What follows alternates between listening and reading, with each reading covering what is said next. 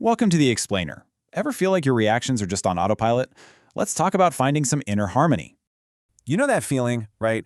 You snap, and then you wonder why. Well, it often starts with what's called a deluded intellect. This thing gets you stuck in a loop, creating impulsive reactions that just lead to more stress. To really get this, think of it like this. If your life were a car, who's actually behind the wheel? So you're the owner, the real self. Your intellect is supposed to be the driver, making the decisions. When the impulsive mind grabs the steering, it's kind of like drunk driving. It just causes mental accidents. So how do you fix this? The solution is a practice called satsang. Think of it as driver's ed for your intellect. It has two parts, learning from wisdom and then doing some internal reflection to, clean the windshield. Okay, but does this stuff actually work? Well, people who practice it say they see some pretty big changes. Take David. He learned how to create a little buffer between something happening and his reaction to it. Or Jerry, who used it in conflicts to see things as they really were, not just how he felt they were.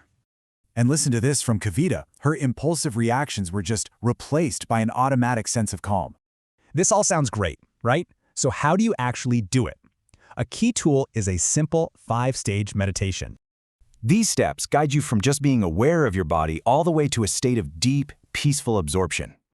So, here's the main takeaway. Inner harmony isn't some gift you get. It's a skill you build with practice.